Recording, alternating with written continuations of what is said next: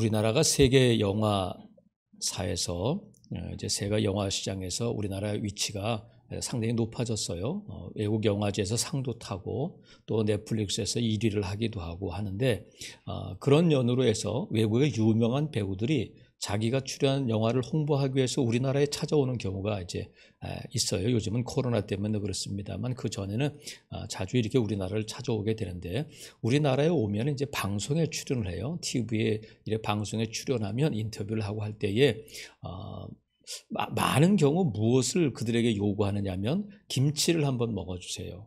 된장찌개를 한번 먹어봐 주세요. 그러면서 그들의 반응을 이렇게 살펴요. 그러면 그 사람들이 방송에 나오는데 먹고 막 그냥 막 오만상을 찌푸리고 그러진 않잖아요. 먹고 맛은 없지만 막 이런단 말이에요. 그럼 카메라가 꺼지고 나면 어떤 모습을 보일지는 우리는 뭐 상상에 맡기겠어요.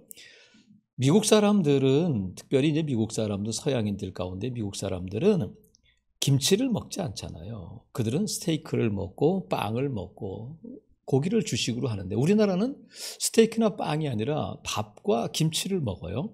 그래서 당신이 먹는 것이 곧 당신입니다. 이런 말이 있는 것처럼 세계 각 나라마다 그 선호하는 음식이 있고 주식으로 삼는 것이 다 다르단 말이죠. 하지만 성도들에게 있어서 성도들은 아프리카에 있든지 미국에 있든지 대한민국에 있든지 성도들이 먹는 양식은 동일해요.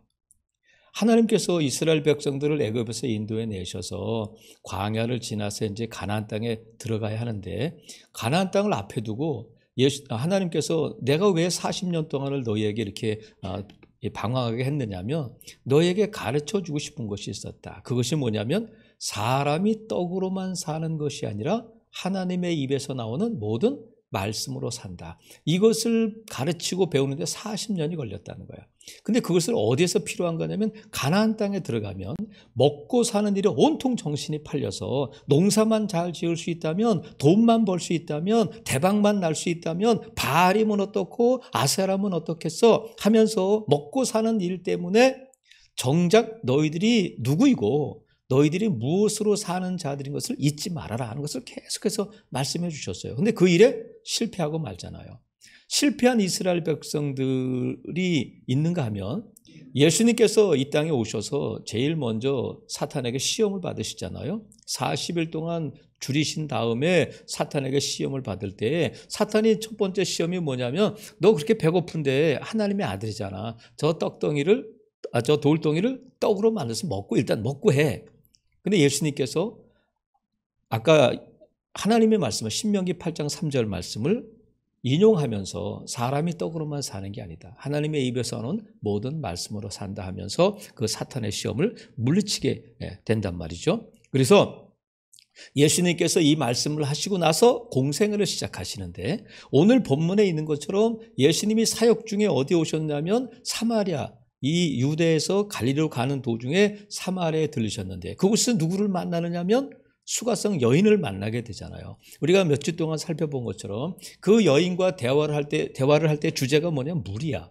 여인이 물을 기르러 왔고 예수님께서 물에 대해서 말씀하시면서 여인에게 뭐라고 말씀하시냐면 14절에 보면 내가 주는 물을 마시는 자는 영원히 목마르지 아니하리니 내가 주는 물은 그 속에서 영생하도록 솟아나는 샘물이 될 것이다. 영생수에 대해서 말씀해 주셔요. 그러니까 여인이 들어온 물을 넘어 영생하는 샘물에 대해서 예수님 말씀하시고 이 말씀을 통해서 이 여인이 예수님이 그리스도이고 메시아임을 깨닫고 동네로 달려간단 말이죠. 물동이를 버려두고 달려가게 되는데 그 사이에 누가 오게 되냐면 제자들이 어디로 갔느냐면 예수님께서 식사를 하시도록 하기 위해서 먹을 것을 사러 시내에 나갔던 제자들이 돌아왔어요.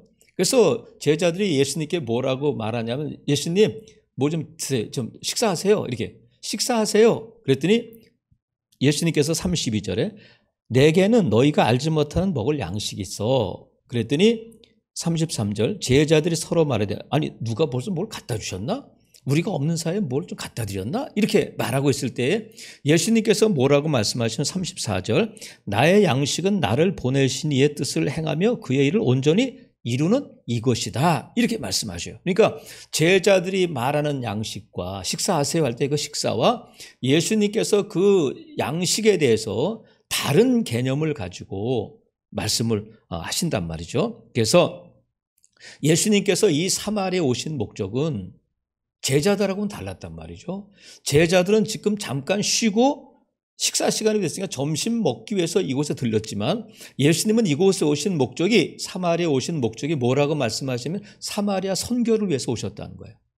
사마리아 선교를 위해서 오셨는데 제자들에게 말씀하시는 것이 나에게는 너희가 알지 못하는 양식이 있다 하시면서 그 양식이 뭐냐면 나를 보내신 이의 뜻을 행하며 그의 일을 온전히 이루는 이것이다 하면서 이 수가성 여인에게는 물을 넘어 영생수에 대해서 말씀하신 것처럼 제자들에게는 양식을 넘어서 또 영의 양식에 대해서 말씀하셔요. 예수님께서 제자들을 3년 동안 데리고 다니시면서 하신 일이 뭐냐면 그들의 믿음을 키워주는 믿음 클리닉을 하셨단 말이죠. 믿음을 점점 좋아지게 하시는데 그 믿음 클리닉 중에 뭐가 있느냐면 대부분이 그들이 육적인 것을 바라보는 시선에서 영적인 것을 바라보도록, 육적인 것을 추구하던 그 삶에서 영적인 것을 추구하도록, 그리고 이 땅의 것에 주목하던 삶에서 하늘의 것을 주목하도록 그 시선을 바꾸는 것, 그 사역을 예수님께서 제자들을 데리고 다니면서 그 일을 하셨단 말이죠. 그래서 지금도 이 육신의 양식이 아닌 영의 양식에 대해서 말씀을 하신단 말이죠. 그러면서 35절에 보니까 제자들에게 너희는 넉 달이 지나야 추수할 때가 이르겠다 하지 아니하냐. 그러나 나는 너희에게 이르노니 너희 눈을 들어 밭을 보라 희어져 추수하게 됐다. 이렇게 말씀하셔요. 그러면서 36절 37절에 보면 거두는 자, 또 뿌리는 자, 또 한 사람이 심고 30절 심는 자, 거두는 자가 있다. 이렇게 말씀하셔요. 뿌리는 자가 있고 심는 자가 있다. 그리고 심는 자가 있고, 뿌리는 자가 있고, 거두는 자가 있고, 심는 자가 있고, 거두는 자가 있다. 이렇게 말씀하셔요. 그러면 이 말씀은 뭐냐면 하나님께서 심으시는 분일 수 있고, 뿌리시는 분일 수 있고, 거두시는 분이 누구냐면 예수님이다.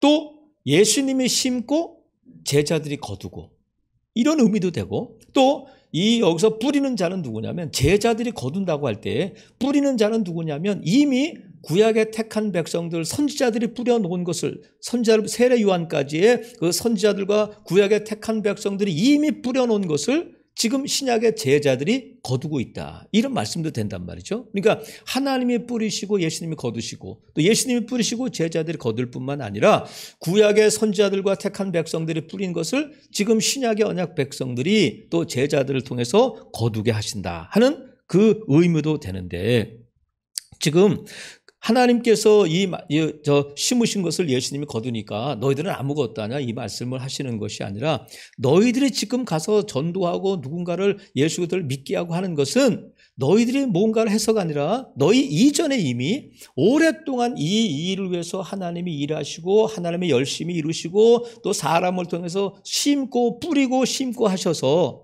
지금 그것이 휘어져 추수하게 되었고 너희가 그것을 거두는 것이다. 무슨 말씀이냐면 너희가 무엇을 거둘 때에 뿌리는 자가 싹스를 받겠어요? 거두는 자가 싹스를 받겠어요? 거두는 자가 받는 거잖아요. 지금 제자들은 뿌리지도 않았는데 거두는 자가 되어서 이미 싹스를 자기들이 받고 있단 말이죠. 그러니까 예수님께서 제자들에게 너희가 앞으로 거두는 일을 할 때 절대로 자랑하거나 너희가 한 것처럼 너희가 그러면 안 된다는 거야. 뿌린 자가 있다. 심은 자가 있음을 늘 기억해야 된다는 거야. 그러면서 예수님께서 말씀하시는 것은 너희는 내가 뿌린 것을 누군가가 거둘 수도 있잖아요. 누군가가 뿌린 것을 내가 거둘 뿐만 아니라 내가 뿌려놓으면 또 누군가가 거두게 될 것이다. 그러니까 너희는 거두는 자뿐만 아니라 뿌리는 자도 되어야 된다는 거야. 그러니까 예수님께서 저와 여러분에게 너희는 무언가를 거둘 때에 한 영혼을 주님 앞에 돌아오게 할 때에 너희가 뭔가를 다 한 것처럼 자랑하지 말고 또 너희는 뿌리는 자가 되든 거두는 자가 되든 보내는 자가 되든 가는 자가 되든지 너희가 할 일을 해야 된다는 거예요. 그래서 여러분 우리가 뿌리는 자가 있고 거두는 자가 있다고 하시면 지금 우리 교회 입장에서 보면 누군가가 뿌려놓은 것을 우리가 거둘 수도 있지만 나는 뿌리는 데 좀 재능이 있는 사람이 있어요. 자꾸 만나는 사람에게다마자 복음을 뿌리는 사람이 있는가 하면 또 거두는 사람도 있어요.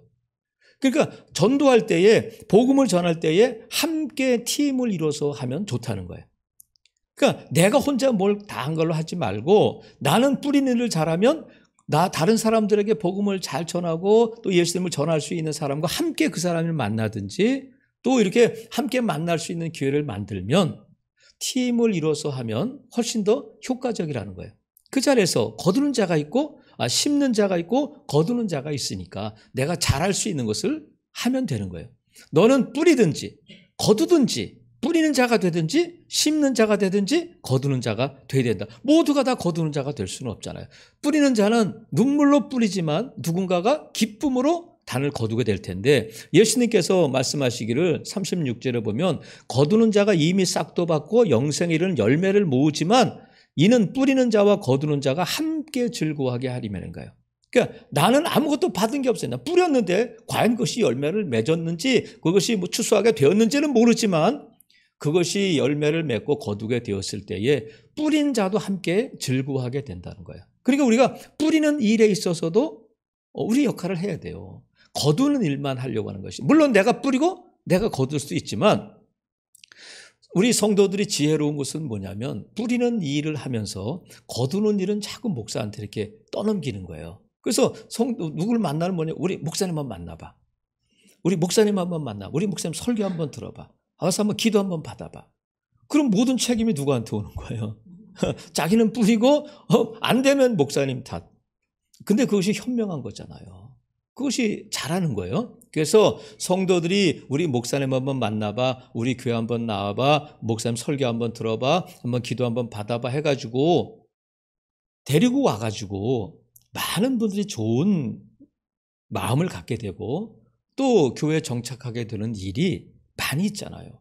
그러니까 나는 뿌리는 일을 하면 누군가가 그걸 거두는 일이 있단 말이죠. 그래서 나는 뿌리든지 거두든지 심든지 거두든지 해야 된단 말이에요. 제가 교회를 나오게 된 것도 이제 고등학교를 졸업하고 대학에 떨어져서 빌빌거리고 있을 때에 옆집 사는 형이 야 교회 안 갈래? 5월에 어느 주일이었는데 교회 안 갈래? 그 한마디를 듣고 따라갔어요. 마치 그 형이 나를 전도해가지고 나를 추수하는 것처럼 그렇게 됐지만 그 전에 누군가가 뿌린 자가 있었고 나를 위해서 기도한 누군가가 있었단 말이죠. 그러니까 우리가 모르는 거예요. 그 한마디에 교회를 따라가고 그부터 한 주도 안 빠지고 교회를 나가고 또 예수님을 믿게 되고 이렇게 또 주의 종이 되어서 또 이렇게 말씀을 전하고 목회하게 되는 일이 일어났단 말이죠. 사랑하시는 성도 여러분, 예수님께서 무리들에게 이렇게 말씀하셨어요. 너희는 먼저 그의 나라와 그의 의를 구하라. 그러면 이 모든 것들을 너에게 더하시리라. 우리의 기도, 우리의 관심은 늘 무엇을 먹을까? 무엇을 입을까? 이 땅에 사는 동안에 필요한 것들 때문에 우리가 온통 시간을 들이고 온통 마음을 졸이고 어떻게 하면 더 한 푼이라도 더 벌 수 있을까? 애를 쓴단 말이죠. 그런데 우리 주님이 말씀하셨어요. 먼저 구해야 할 것이 있다. 그의 나라와 그의 의를 구하라. 그러면 나머지는 하나님이 다 책임져 주신다는 거야. 그러니까 여러분의 사업장이, 여러분의 가정이, 여러분의 또한 직장이 사명지가 되고 저와 여러분이 사명자가 되면 하나님은 그 다음에 먹는 것, 마실 것, 입는 것은 하나님이 다 아시고 책임져 주신다는 거예요. 다만 우리는 하나님의 사명을 감당할 때에 하나님께서 이 일을 이루신단 말이죠. 사랑하시는 성도 여러분, 우리가 오늘 하루를 살면서 지금을 살면서 우리의 온통 관심은 무엇을 먹을까, 무엇을 마실까, 무엇을 입을까에 있지만 우리 주님께서 먼저 구해야 할 것이 있고 너희 영혼이 먼저 잘 돼야 된다. 너희가 먼저 이 땅의 것이 아닌 하늘의 것을 찾아야 된다 말씀하셨어요. 아무쪼록 저와 여러분이 이 땅의 것이 아니라 하늘의 것을 구하고 그의 나라와 그의 의를 먼저 구하는 저와 여러분 될 수 있기를 주님의 이름으로 축복합니다. 이제 이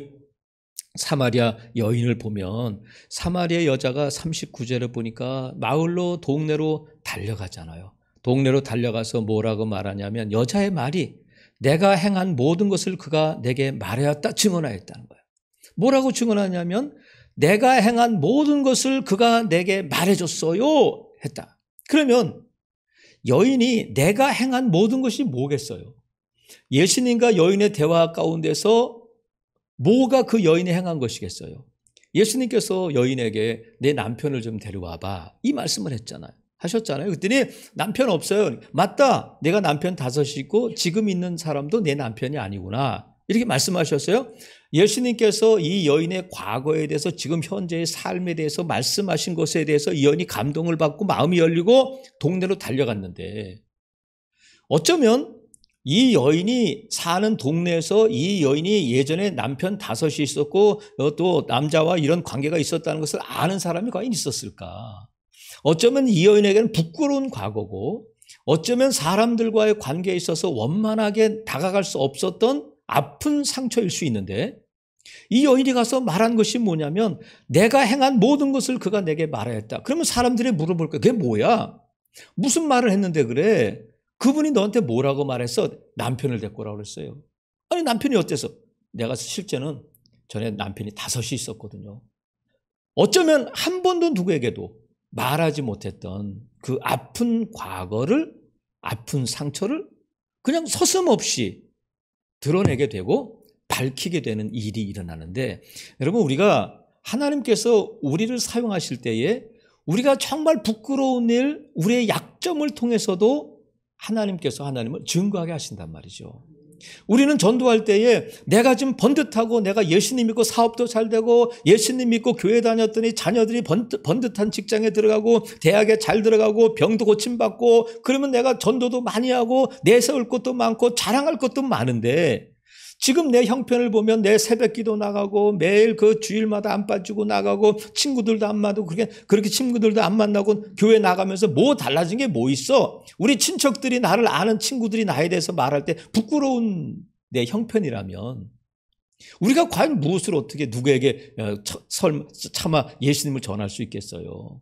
내가 좀 번듯하고 내가 좀 예수님 믿고 어떤 변화된 모습으로 좀 달라지고, 예전과 내가 예수님 믿기 전과 지금과 완전히 달라졌어요. 내가 빌빌거리든 내가 육체적으로 강건해지고 우리 가정이 이렇게 번듯해지고 하면 예수님을 담대하게 전할 수 있을 것 같은데, 지금 내 형편과 내 처지를 가지고서는 내가 누군가에게 교회 다닐래? 예수님 믿으세요 하면 너나 잘하세요, 웃기고 있네, 이렇게 조롱이 돌아오고 이렇게 나를 부끄러운 손가락질을 당하지 않을까 하는 그런 두려운 마음이 저와 여러분에게 있을 수 있단 말이죠. 이 여인은 어떻게 했어요? 성경에 나오지 않지만 우리가 미루어 짐작해 볼 수 있잖아요. 남편이 5이나 있었던 여인이 지금 살고 있는 남편도 네 남편이 아니다, 이렇게 말씀하신 것을 보면 다른 여자의 남자든지 아니면 부끄러운 지금 삶을 살고 있는데, 이 여인이 아무렇지도 않게 지금 그 예수님을 전하는 것 때문에 자신의 아픈 과거를 말하고 있단 말이죠. 사랑하시는 성도 여러분, 우리가 누군가에게 복음을 전하고 예수님을 전하는 것은 나를 전하는 것이 아니라 예수님을 전하는 것이다.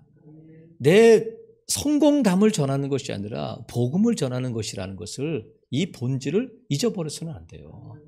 예수님의 제자 가운데 베드로가 있잖아요.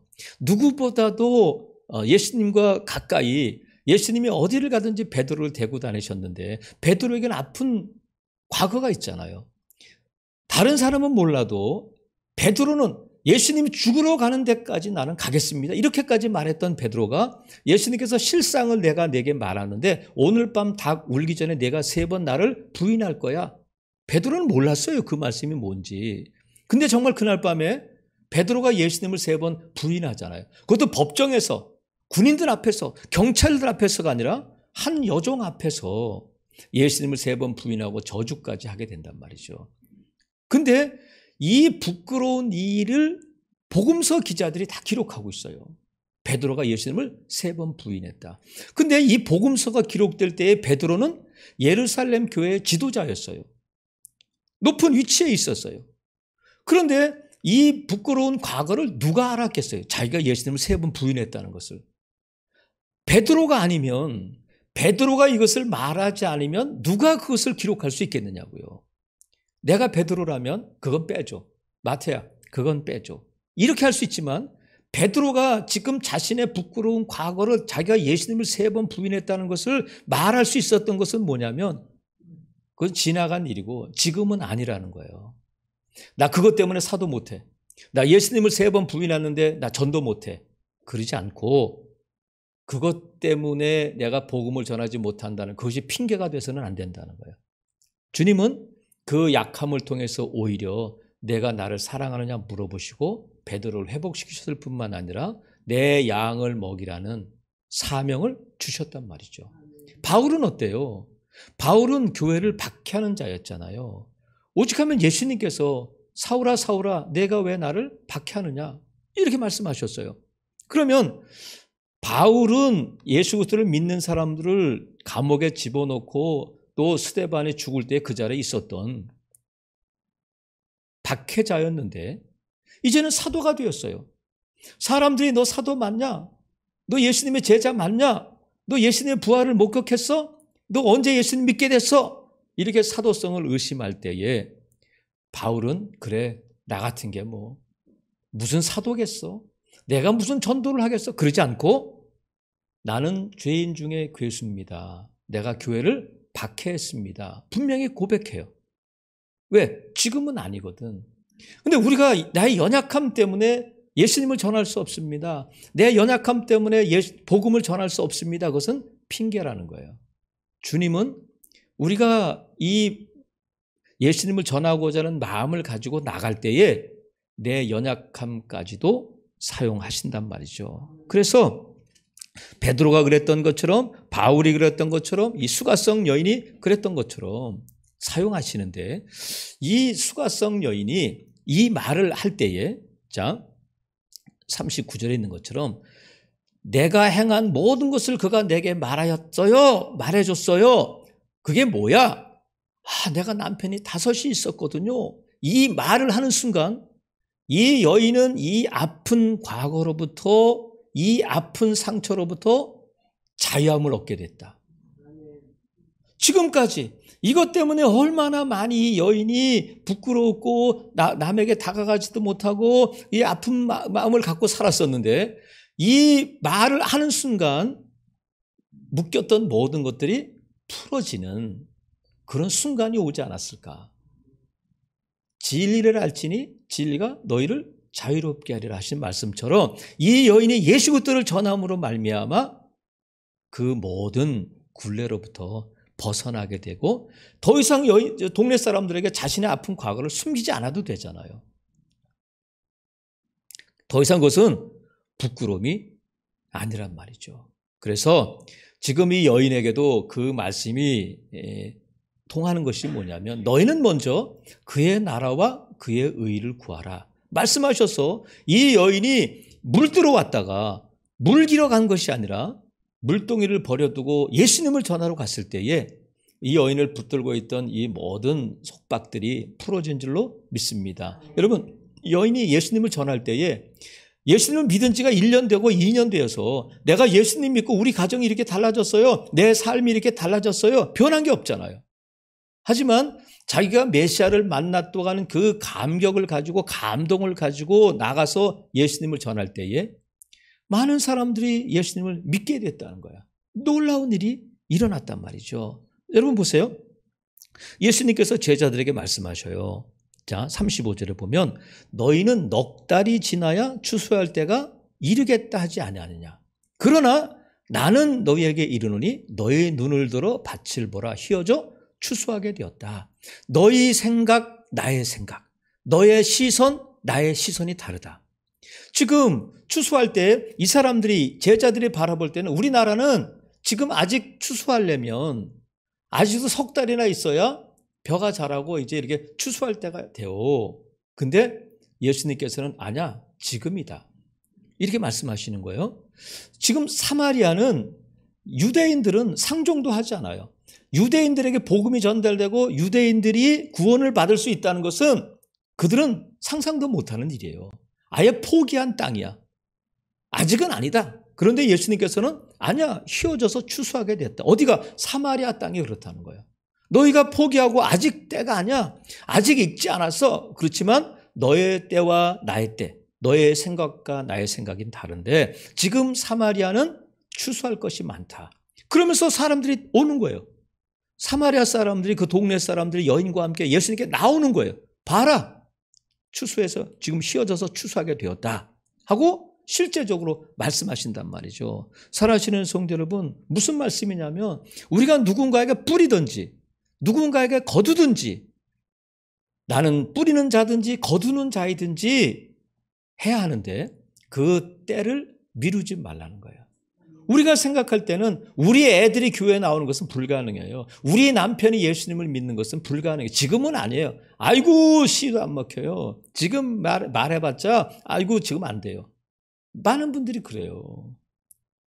남편, 자식들 교회에 나오게 해요. 한번 전해보세요. 아유 목사님 지금은 아니에요. 지금은 아니에요. 그럼 언제예요? 지금 제자들이 사마리아에 대해서 갖고 있던 생각이 그래요. 너희는 넉 달이 지나야 추수할 때가 이르겠다 하지 않느냐. 하지만 보라, 휘어져 추수하게 되었다 말씀하신단 말이죠. 여러분, 감이 익었는지 안 익었는지는 어떻게 알아요? 흔들어 봐야 돼. 고구마를 찔 때에 고구마가 익었는지 안 익었는지 어떻게 알아요? 찔러 봐야지. 찔러 봐야 된단 말이에요. 그 일을 우리가 해야 돼요. 그래서 미루면 안 돼. 그래서 이 요한복음을 시작할 때에 어떻게 예수님께 온 제자들이 있었는지를 사도 요한이 기록하고 있는데, 빌립이 예수님을 만나고 나서 빌립이 나다나엘에게 예수님을 전하잖아요. 뭐라고 전하냐면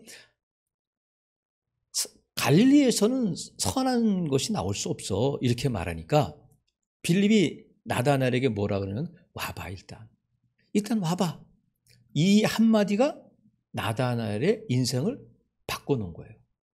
지금 이 수가성 여인이 지금 그 동네에 들어가서 뭐라고 말하면 29절 보세요. 29절 보니까 여자의 말이 내가 행한 것을 모든 것을 그가 내게 말하였다. 이게 증언하였는데 29절에 보면 내가 행한 모든 일을 내게 말한 사람을 와서 봐라. 와서 봐라. 이렇게 와봐. 이렇게 말한단 말이죠. 복잡하게 뭐 예수님에 대해서 이렇게 많이 말하지 않아도 여인이 뭐라고 말하냐면 한번 와보세요. 일단 한번 와보세요. 이 말을 듣고 동네 사람들이 예수님께 나오고 예수님을 믿게 되고 동네가 복음화되는 일이 일어났어요. 불가능한 일이에요. 사마리아 사람들이 예수님을 믿게 되고 사마리아 사람 가정에 예수님이 가시고 이틀 동안 그들과 함께 머무른다는 것 자체가 옳지 않은 일이거든요. 이 당시 율법으로는. 하지만 예수님은 개의치 않고 그들에게 이틀 동안 복음을 전하시고 그들을 양육하셔서 온전히 예수님을, 자 42절 그 여자에게 말하되 이제 우리가 믿는 것은 네 말로 인함이 아니니 이는 우리가 친히 듣고 그가 참으로 세상의 구주신 줄 알미라. 분명히 고백해. 예수님이 구주시다, 구세주가 되신다 하는 것을 고백하는 데까지 이르렀단 말이죠. 사랑하시는 성도 여러분, 우리가 전한 한마디 와봐, 교회 한번 가자, 이 한마디가 한 사람의 인생을 바꿔놓을 수 있다는 거예요. 한 사람이 바뀌면 가정이 바뀌고 그로 말미암아 어떤 일이 일어날지, 이 수가성 여인이 예수님을 통해서 복음을 듣게 되고 예수님을 만나게 되면서 이 여인의 말을 듣고 동네 사람들이 예수님을 믿게 되었던 것처럼 어떤 일이 벌어질지 우리는 알지 못해요. 내가 뿌린 것이 30배, 60배, 100배의 결실을 맺게 될 것이다. 우리 주님께서 물어보셔요. 지금까지 뭘 먹고 살았어? 앞으로 뭘 먹고 살 거야? 우리가 물어보시는 거예요. 뭐라고 말씀하시냐면, 자 34절 보세요. 나의 양식은 나를 보내신 이의 뜻을 행하며 그의 일을 온전히 이루는 이것이야. 너희는 어떠냐? 사람이 떡으로만 사는 것이 아니라 하나님의 입에서 나오는 모든 말씀으로 산다. 하나님이 말씀하셨고 나도 그 말씀을 믿고 너희들에게 하는데 나는 이렇게 살아. 너희들은 먹을 것을 위해서, 제자들은 지금 먹을 것을 가지러 시내에 나가서 먹을 것을 사서 와서 예수님 식사하세요 했지만 예수님께서는 나는 너희가 알지 못하는 먹을 양식이 있다 말씀하시면서 이 말씀을 하셔서, 이 말씀은 앞으로 너희들은 무엇을 먹으며 살 것이냐, 그것을 물어보시는 거예요. 살아가시는 성도 여러분, 저와 여러분의 양식은 오늘도 우리가 하루 삼시세끼 밥을 먹고 또 힘을 내서 이 자리에 나왔지만 예수님께서 너의 참된 양식이 무엇인지를 알아야 한다 말씀하셨어요. 여인에게는 물을 넘어 영생수로, 제자들에게는 양식을 넘어 영의 양식으로 말씀하신 것처럼 저와 여러분이 오늘 예수님께서 말씀하신 나의 양식은 나를 보내신 이의 뜻을 행하며 그의 일을 온전히 이루는 이것이다. 이 말씀이 저와 여러분의 고백이 되고 저와 여러분에게 주시는 말씀으로 받아들이고 뿌리든지 거두든지 하는 이 일을 통해서 이 말씀대로 사는 자임을 증거하는 복된 성도들 되시기를 주님의 이름으로 축복합니다. 아멘.